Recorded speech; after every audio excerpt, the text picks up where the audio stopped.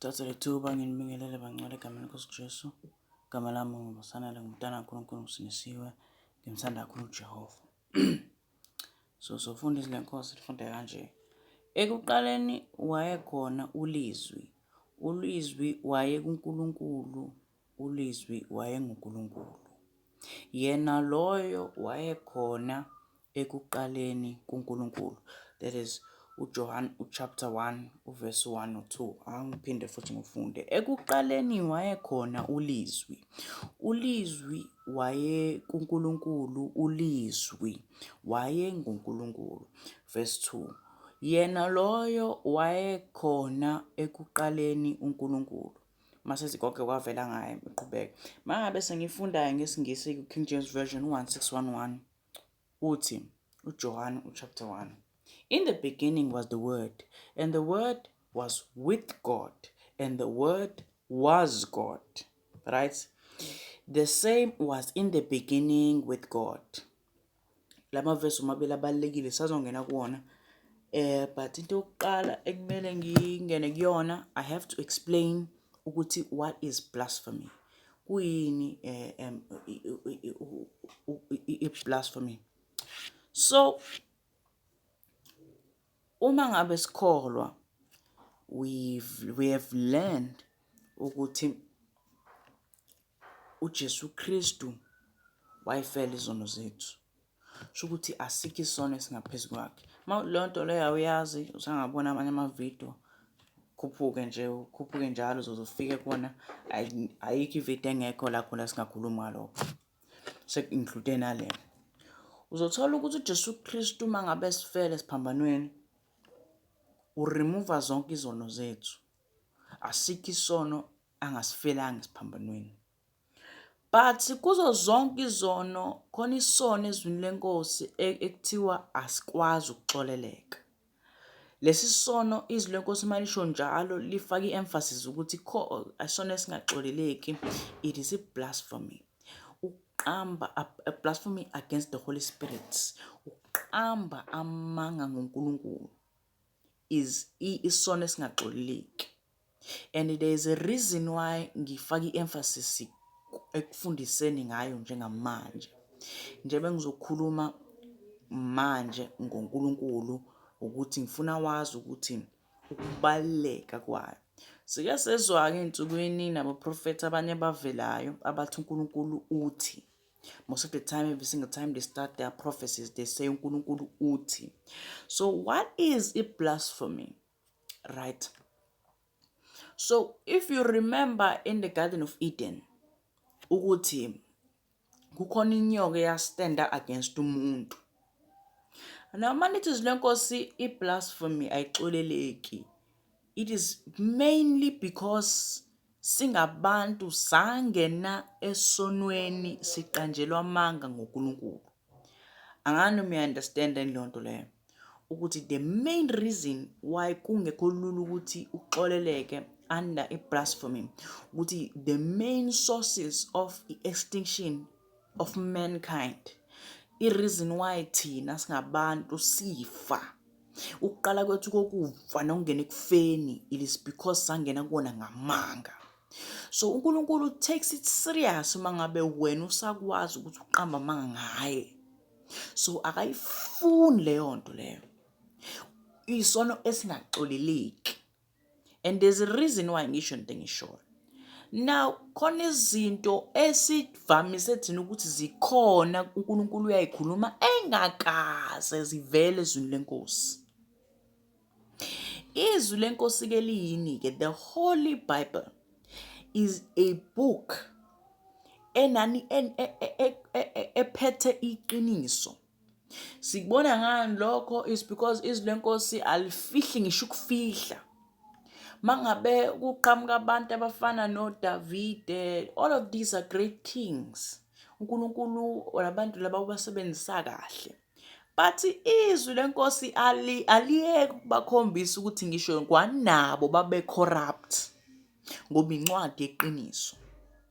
Mangabuza ukuthi uDavide wayelangazelela igazi, wayithanda ukubulala.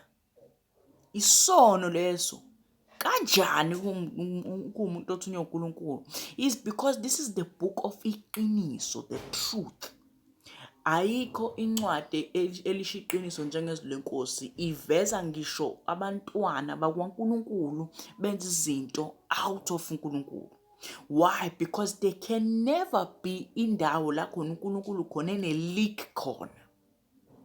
Now, i-reason why ngisho leyo nto leyo is because sebebaningi namhlanje abazalwane abanamathele ekuqondeni kwabo noma abanamathele kwama-ideas abo, babalekela izwi likaNkulunkulu. And the first thing engifuna ukuyimenshina engekho ezwini lenkosi ileli gama elithi Christianity. Leli gama elithi Christianity lingena under i-religion. Amen. And if u-religion lo Christianity sim-embrace thina, siyaphuma emzimbeni wakaKristu, because umzimba wakaKristu is not a religion. And ngifuna ukuyiphinda le, ngifuna uyizwe kahle.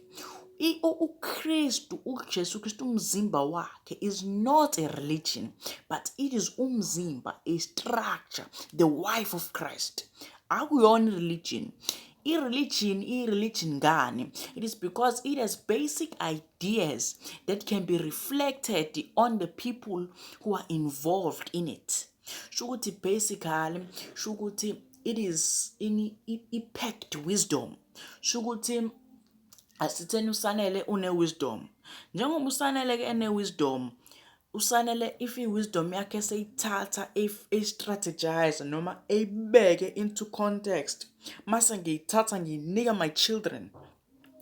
Leyo wisdom, if my children practice it, mase beyidlulisa to the next generation, it becomes a religion.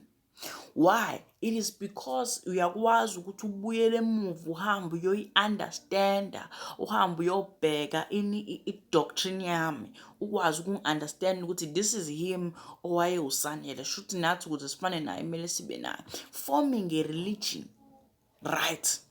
But i-reason why uKristu wangayona religion, it is because it was from God to man. It was not from man to man. If the idea it comes from another man to another man, it is a religion, because it can be imposed such as well.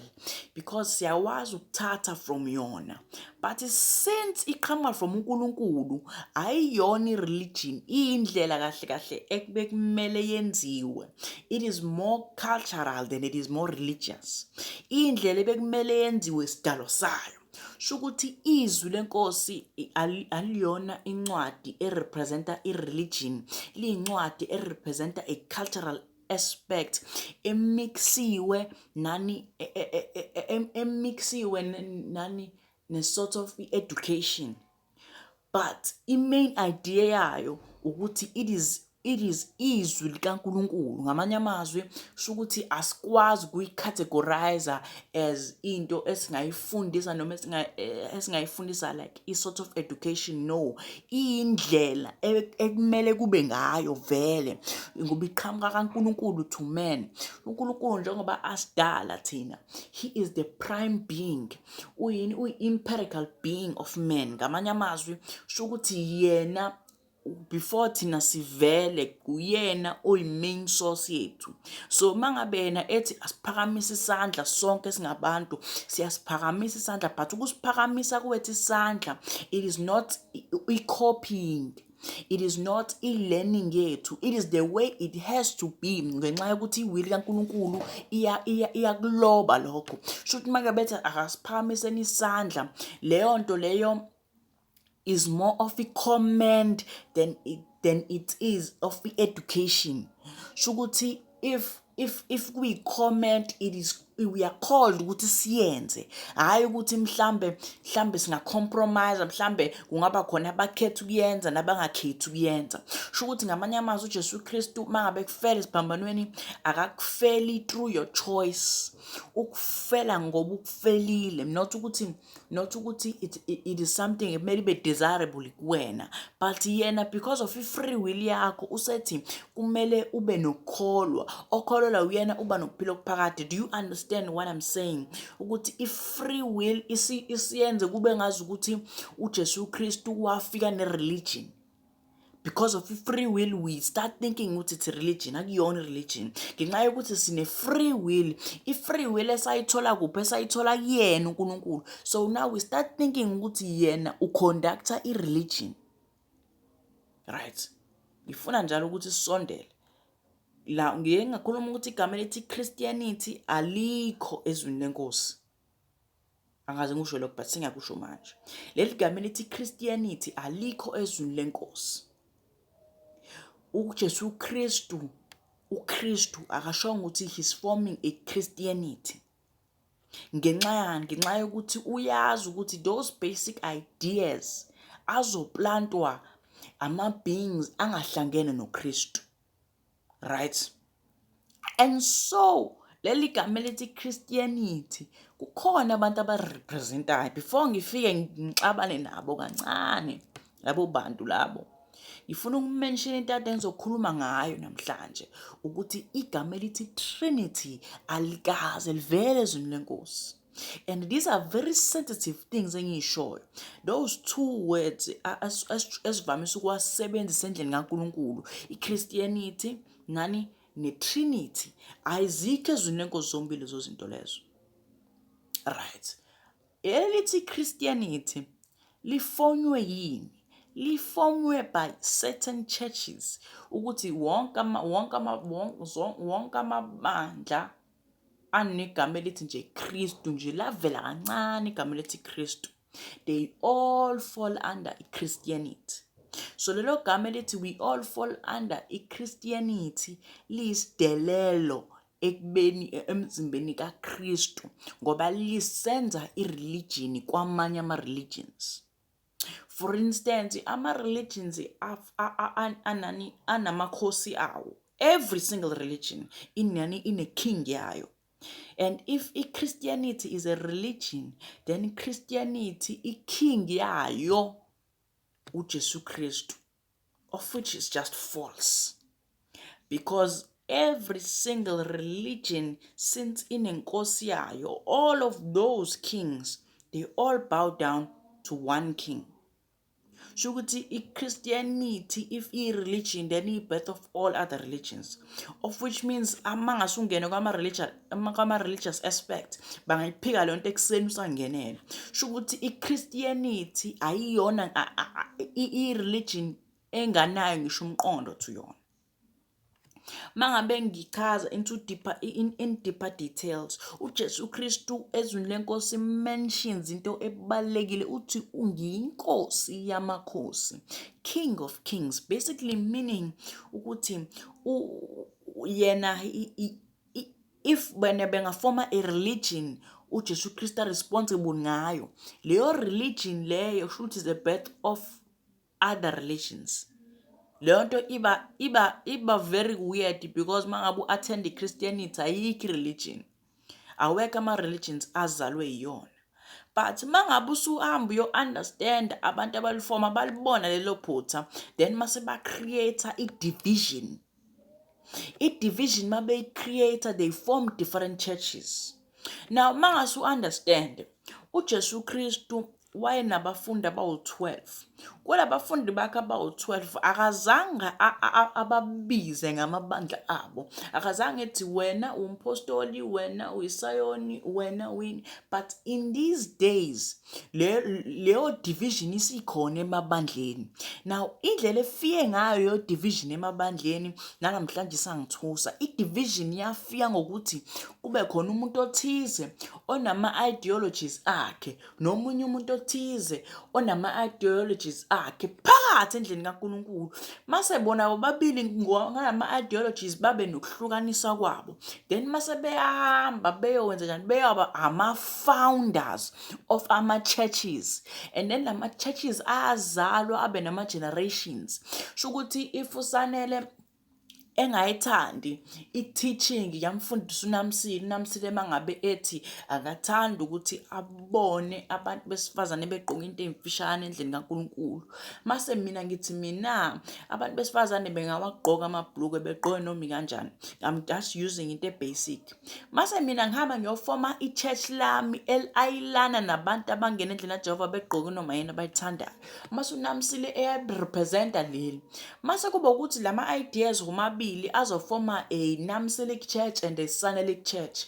Lawo ma-churches womabili ngekathi ese-formed azohamba through generations kwazi ukuthi these are Sanelites and these are Namsilites. Sho ukuthi mangabe uyi-Namsilite ubonakala ngokugqoka kwakho ukuthi ugqoka into respectful. Mangabe uyi-Sanelite ubonakala ngokugqoka kwakho ukuthi ugqokisa feverish sort of. If kukanjalo, that basically means ukuthi sobabili sinoNamsile khona i-alignment esingekho endlini kaNkulunkulu nathi. Shuthi uNamsile somehow wafike wafunda izwi lenkosi wa-receive ukuthi uNkulunkulu akathanda ukuthi abazalwane begqoke kanje. Mase mina ngoba ngiyathanda ukuthi abazalwane begqoke ngendlela noma yiphi abayithandayo. Mase ngithi allow i-freedom kwabazalwane. And then I form my own alliance church. Shuthi ibandla lami njengoba sengilakhile njengoba li-against izwi lenkosi. Mina I'm not even against izwi lenkosi, I'm against uNamsile. Shoot, in other words, these divisions were formed through abafundisi ababe against abanye abafundisi, thus forming i-division emabandleni.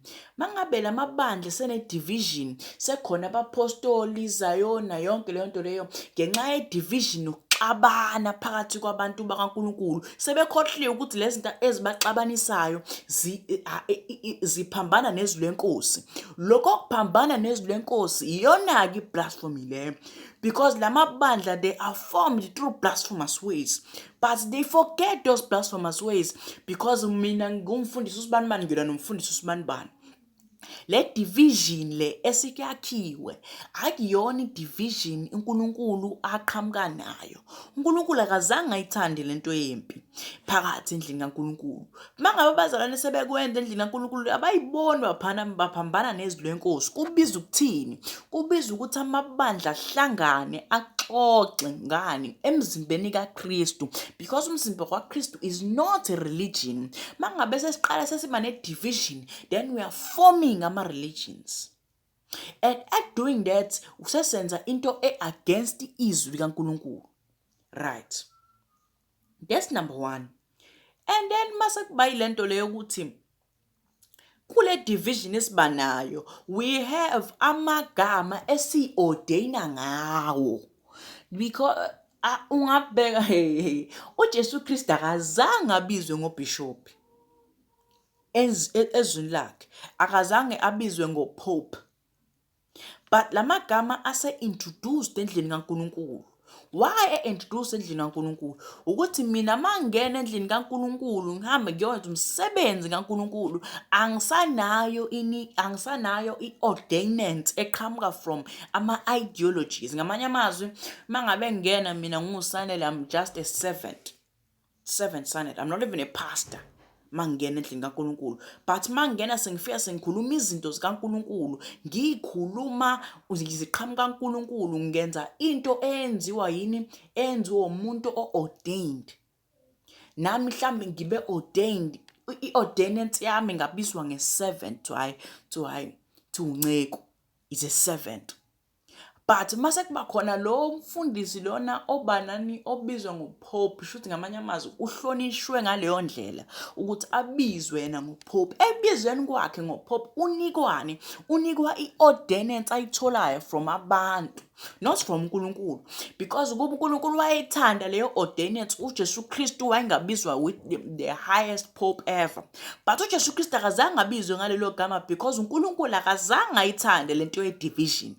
ukuthi mina ngizokwenza umsebenzi ofana nawe endlini kaNkulunkulu. Mina ngi-ordained by umoya ingcwele, nawe ordained by umoya ingcwele, kodwa wena ngoba une-title ehlukile kwabantu, somehow wena you are advised ngaphezu kwami. Shuthi ngamanye amazwi wena you are pope because of abantu, not because of uNkulunkulu. Shuthi kahle wena you have a higher level than mina, nami ngibe ngibizwe uNkulunkulu nomoya ingcwele, nawe ubizwe uNkulunkulu nomoya ingcwele. Mase wena ufike endlini kaNkulunkulu ube ngaphezu kwami ngenxa yabantu. If lokho kwenzeka, leyo sort of division leyo yenza ukuthi abantu akuyibona abaku-ordainayo bebe nokuphiciphici. Thus meaning that ibandla lakho ifuluhola ngaleyo ndlela leyo, ifuluhola ngaleyo ndlela ibandla lakho, then your bandla is blasphemous. Shuthi ngamanye amazwi you have certain ideas owa-implanta kuNkulunkulu wena. Ngamanye amazwi kusho ukuthi uNkulunkulu ufike yena wafika nezwi likaNkulunkulu nezwi lakhe, mase wena uyathatha izwi lakhe ulifake kwiplani yakho. Mase emva kokuthi ufake kwiplani yakho, mase ulikhipha ngendlela othanda ukulikhipha ngayo. Sho ukuthi abantu lizoqhamuka kuso as a sort of entertainment kubona. Mangabe sekukwenzeka lokho, then you are forming your own alliance engekho kuNkulunkulu. Then that alliance iyona eba blasphemous because everyone subjected to ibandla lakho ufollowisha amanga, because leyo nto angimention ayikho ezwini likaNkulunkulu. Sho ukuthi mina into engizoyikhuluma namhlanje ukuthi ibandla likaNkulunkulu asibalekele izinto engekho ezwini likaNkulunkulu. And ngiyazi ukuthi yonke ibhlungu because kumnandi ukuzalwa masunikwa a basic idea. Mina I remember Trinity was taught to me. I listened to abantu bengishumayeza iTrinity till I understood iTrinity. But after understanding iTrinity, mase sengezwini lenkosi, I have ukuthi ngithathe iTrinity ngifake to my basic understanding instead of ukuthi ngisebenzise ngithathe iBhayibheli ngilifake kwiTrinity instead of ukuthi uthathe iTrinity ngiyifake eBhayibhelini. Ngamanye amazwi I am using i-basic idea ne-basic knowledge engiyitholile, mase ngithathe iBhayibheli ngili-abuse khona lizokhipha le understanding engiyifunayo. But instead of lokho, to run away from blasphemy, you are supposed ukuthi ulalele ukukhuluma kwaNkulunkulu mase uhamba nakho njengoba kunjalo. Sho ukuthi ngamanye amazwi we have ukuthi sibalekele amanga, sidoma sibalekele into engekho ezwini lenkosi. iTrinity ngisazongena ekutheni ayikho kanjani, ngisazongena ezwini, but ngisafuna ukuku-introduce to uNkulunkulu enguNkulunkulu. If umzimba kaKristu, you understand ukuthi there is so much happening ngaphandle komzimba kaKristu. There is so much happening, but ngaphandle komzimba kaKristu you find abantu belimemeza igama likaJesu as ama-representatives. I was looking ku-internet the past days, I saw omunye umuntu ongakholwa ethi iTrinity uyithola phezulu lenkosi. Indlela bamphendule ngayo balwa belwa nalo muntu lo obuze a simple question akakholwa. Ubuza a simple question ukuthi where is the Trinity ezwini lenkosi. Bamphendula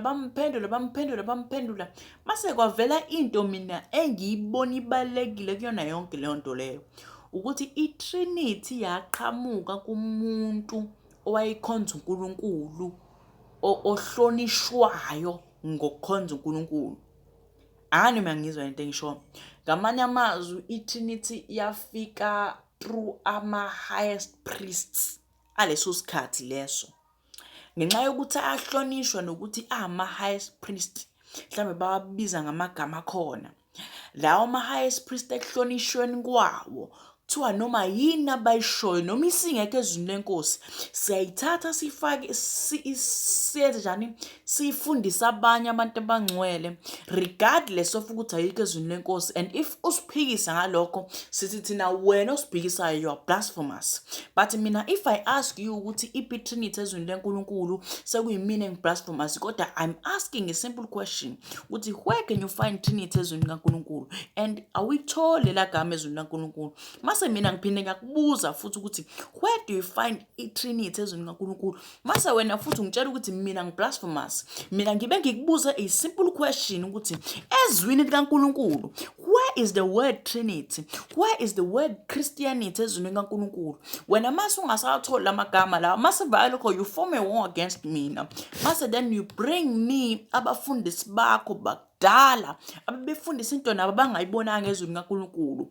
Kunganjani mangase ngitshele mina namhlanje ukuthi bonke labafundisi bakho they were influenced by ama-spirit angawona kaNkulunkulu? If I tell you ukuthi lama basic knowledge abaqhamuka ngawo uSathane has formed the alliance yokuqhamuka nama basic ideas agcoba astampa on izwi kaNkulunkulu just ukuthi abazalwane badidiseke. Ngamanye amazwi mangabe ulalela izwi lenkosi liyakhuluma ukuthi khona leyo fike anidukise. Ngamanye amazwi mangabe ukhuluma ngokuduka sho ukuthi ngizonithatha ezwini lenkosi mase nginiyisa le. That's what ukudukisa means. But these days there are people abadefend ama ideas aqhamuka from the exterior of the Bible. Mangabe mina sengibabuza ukuthi iphi lento ezwini laNkulunkulu base befoma a war against mina. Engazi ukuthi mina the question I'm asking is complicated. I'm just asking one simple question. Iphi lento eshoyo ezwini likaNkulunkulu? Mase emva lokho kuyaliwa. So namhlanje ke ngifuye thule lizwi leli esengilifundile ngenxa yokuthi I want ukuthi not only nginibuze a simple question nginike i-idea noma nginike i-explanation yokuthi yindaba mina lento engishoyo iqiniso ngenxa yokuthi sezwini lenkosi other than lento wena ozoyidefend engekho ezwini lenkosi. Mase ngiya-oppose lezi zinto zombili khona I will give you an understanding ukuthi this is not even open for debate. Now mangabe ufunda izwi lenkosi you understand ukuthi ngesikhathi sikaJesu Kristu they were ama-priest ayekhona ngaleso sikhathi. Now number one, if you understand izwi likaNkulunkulu linama-testament amabili. And if lama testament amabili wanaka abantu they read the Bible with ama topics emqondweni. The reason why kukhona i-Old Testament ne-New Testament eBhayibhelini it is to distinguish the exact moment to when ikhathi zidivide. Ngamanye amazwi in the Old Testament all of i-prophets zenziwa.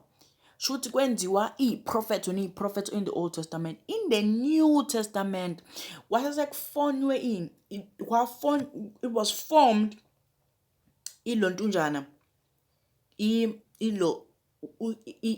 i-fulfillment yalezo i-prophet. In the Old Testament yiprofetho neyiprofetho ezenziwa abaprofethi. Mangabe usufika in the New Testament sekuwukufezwa kwazo zonke lezi iprofetho oyithola in the Old Testament.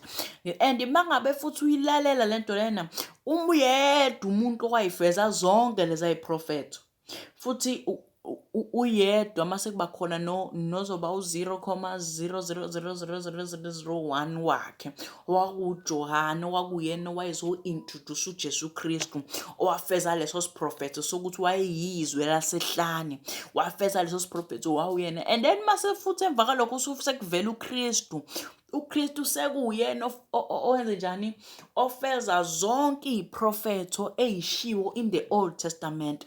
This is why izwi lenkosi then line New Testament ne Old Testament. It is to close a book. Ngamanye amazwi izwi lenkosi is an open book mangabe lisane iprofetho engazange ifezwe.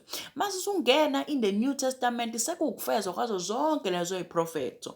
Mase kuba khona abapriesti labana babekhona babe against uJesu Kristu babengekho against uJesu Kristu babe against ekutheni ukuthi uJesu Kristu usafeza zonke iprofetho in the Old Testament. Kanti it was expected ukuthi iprofetho mayifezwa zifezwa ngabapriesti. So mangabe labapriesti bembuka uJesu Kristu babuka umuntu wangenela bona wenza umsebenzi kaNkulunkulu. Shuthi ngamanye amazwi if mina noNamsile singabapriesti sobabili I expect ukuthi if I am the highest priest, noma mse naye uyi-high priest of some land, uNkulunkulu if lezi prophets eqhamuka ukuthi ayifezwe, I expect ukuthi mina naye soyifeza. Mangabe mina naye soyifeza, lo ozoyifeza we have to form a war against yena khona thina sowazi ukuthi sithathe uNkulunkulu simmanipulate. Leyo nto ibizwa ngani-ke? Leyo nto ibizwa nge-religion le engikhulume ngayo. It is when we use uNkulunkulu for our own understanding na our own ways, noma to align with our own morals. This is mangibalalela kwabafundisi banamhlanje, they always preach about ilokhuzana ukuthi we are in 2025, so akusafani ama-morals ethu akudala nama-morals ethu amanje.